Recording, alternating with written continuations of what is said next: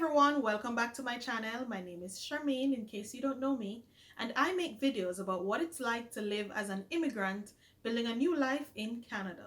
In today's video, I'm going to be talking about whether or not the grass is actually greener in Canada and things you should consider before making that move yourself if it's something you're currently thinking of.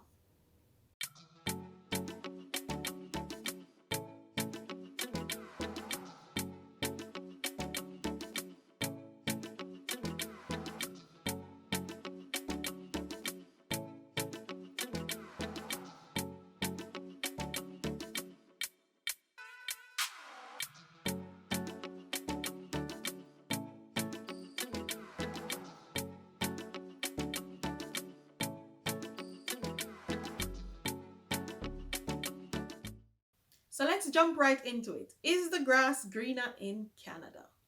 If you're planning on moving to Canada or anywhere else for that matter, one of the things you might be concerned about is, will your quality of life be better once you have moved? And that's something that differs from individual to individual. Is the grass greener? The answer to that question will be different depending on who you ask. As a matter of fact, within my own household, the answer to that question might be different for me than it is for my husband at different points along our journey. Now, personally, I've always held the view that your grass is greenest wherever you water it, wherever you fertilize it, wherever you prune it, pull out the weeds, ensure that it gets the proper treatment and care that it needs. That is where your grass will flourish. So for some people, they never need to leave that country of birth to find greener pastures because the grass is there, the grass is watered, the grass is nurtured, and they're fine. For me, I felt like there was greener grass on the other side, and so I jumped over.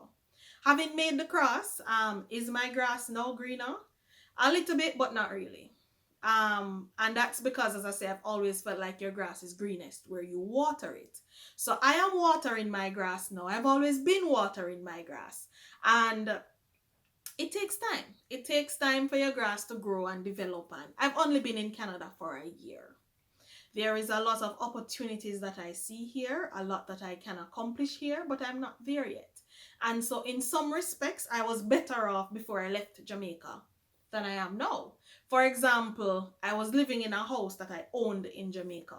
In Canada, I'm paying rent. Is my grass greener from a household standpoint? You tell me.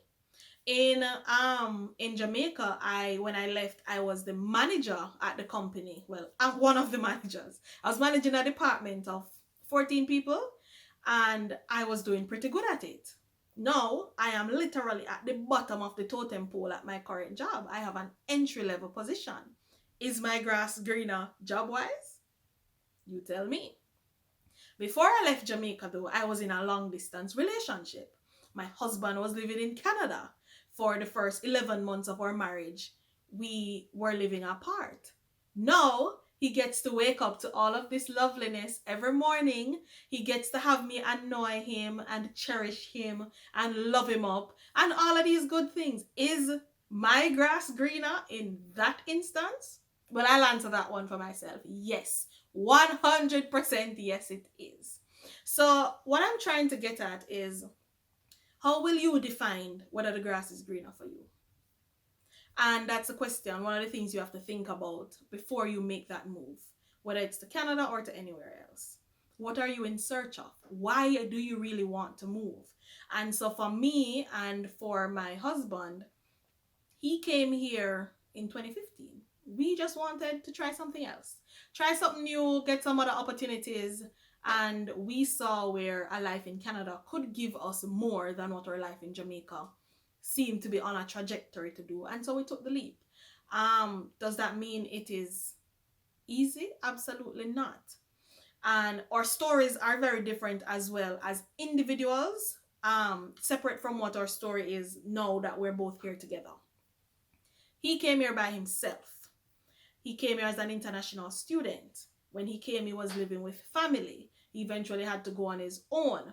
He can tell you stories of waiting at the bus stop for however long, having to walk long distances in the snow, the experience of not being able to feel his fingers, all of that. I don't have that experience. So I don't have that experience because he did all of that and paved the way that I landed in Canada as a permanent resident. So I never went through the struggles of transitioning from school to post-grad work permit and then applying for permanent residency. I was sponsored as a wife. So I landed in Canada as a permanent resident. I got a job 1 month after I landed here. And I got a job in my field. It might be an entry level position, but I got a job working in marketing and events. That's what I did back home. There are people, my husband included, who it took them much longer to get an actual job anywhere near to what they studied or for something they want to do. He can tell you of the times that maybe I should let him tell you. But until he's comfortable coming on camera and doing it himself, I'll tell his story for him. I hope I don't leave out any good details. But yeah, he's worked in a bakery. He has worked in a truck parts, I can't even say it. He has worked in a truck parts place where he's lifting truck parts and packing boxes and that sort of thing. And that's what his job was. Now I will look at it and say it's a means to an end, right? It is what he had to do for a specific period of time until he was able to move on to something else. But for somebody who is thinking of coming to Canada, are you willing to do that? Because the reality of moving to Canada is you might not get a job in the field that you think you are most qualified for. You might not get you could have a master's degree, a PhD. There are people with PhDs driving taxi. Because that is how this society is set up. So is the grass greener in Canada? I think it can be. The grass can be greener in Canada, but it's going to take you some time. Right? Now, I saw an advertisement on TV and they were advertising this product that you need to put on your grass now. Now it's fall and your grass is about to die. Right? Because going through the seasons, you have spring when it come up back nice and fresh. Summer, it looks lush and beautiful. Fall, it changes color until it dies through winter. And we do it all over again next year. But there are things that they're selling that you put on your grass at this point in time to protect it while it goes under the ice so that it springs back come, when is spring? March? May? Whenever. Next year. And when I think about that, I think, are you willing to go through the seasons you might need to go through in Canada to get your grass to what it looks like in summer? And if you're not willing, then don't move to Canada. Because it's not going to always be Chris and Curry.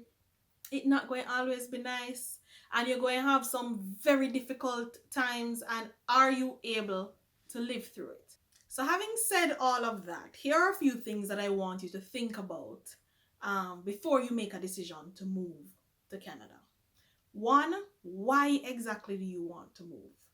And ultimately, in 2 years, 3 years, 5 years, 10 years, that will help you to answer the question of, is the grass greener for you? Why do you want to move? Are you moving because you're running away from something? Are you moving because you see some opportunities somewhere else? Are you moving because you feel like it is your life's destiny to be an expatriate, to be an immigrant, to be a diplomat? I don't know. Figure out why you want to move. Are you doing it for your kids? Are you doing it for the kids you don't have yet? And once you know your why, it will kind of help you when the times get tough. Because there is struggle. There is struggle everywhere, but there is struggle as an immigrant. The second thing I want you to think about is, are you willing to start over? Depending on the stage of life that you're in, starting over can be harder than others. So if you are fresh out of high school and going into university and you're going to start over, it's a little bit easier than if you are 45 years old, have reached to the pinnacle of your career, have 3 kids, and whatever the case may be. Different people at different stages of life will find it harder to start over.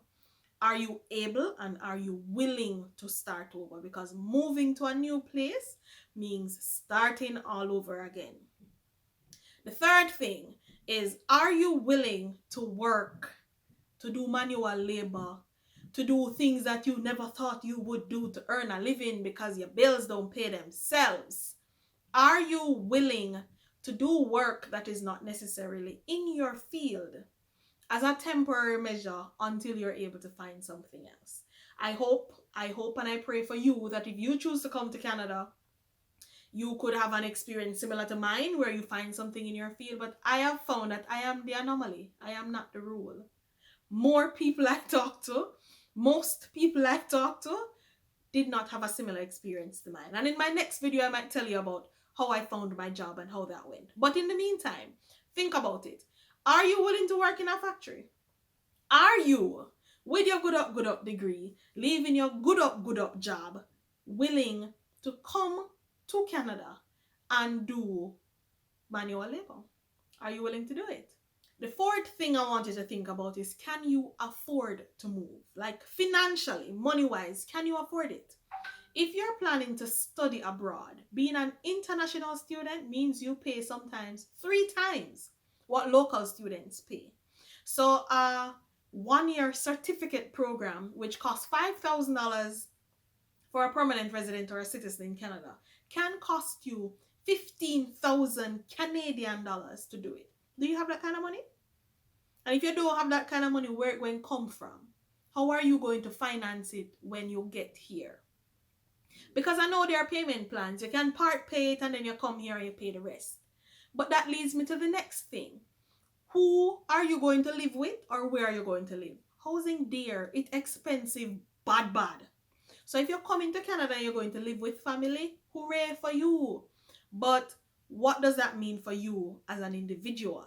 Maybe you had your own space in Jamaica. Come to Canada now and you're living in a room in an auntie or cousin or stranger house. Can be a completely different thing. In Jamaica, there's a saying that says, see me and come live with me are 2 different something.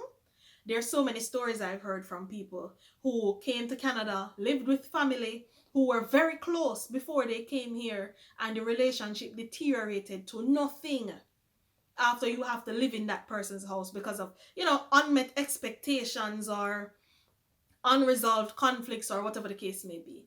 Be cognizant of these things. People are open and willing and welcoming. Oh my gosh, come and stay with me. I am willing to help you. When you get there, it might not be the same thing. Think about these things before you move to Canada.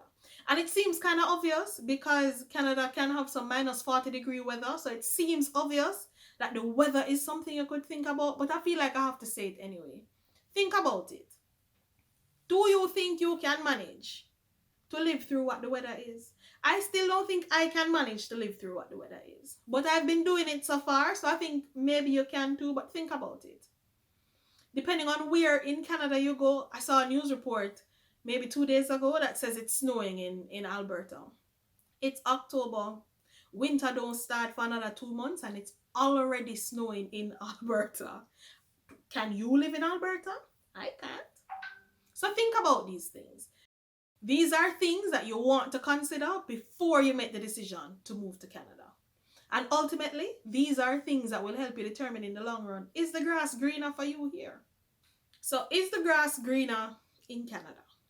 For me, it is. It's not there yet, but I'm watering my grass. I'm fertilizing my grass. I am using organic, compost, organic compost on my grass. Because my grass will be greener, but it's not there yet. And so it depends. It depends on you. Will the grass be greener for you? It depends on what you put into it. And you can only know that for yourself. Everybody's story in Canada is different. Everybody's journey is different. And ultimately, everybody's grass is different. Your grass is green where you water it and you fertilize it. So, if you come to Canada, if you want to know whether or not you should come to Canada, that's completely up to you. But if and when you get here, water your grass. Fertilize your grass. Take care of it, prune it, pull out the weeds. And your grass can be very, very green, much greener than anywhere else. But it's not because of Canada that it will be. It ultimately will be because of you. Thank you for watching this video. Don't forget to like, comment, subscribe, and join me for the next video, where I will tell you about how I got my first job in Canada and my unusual Canadian job experience story. See you then.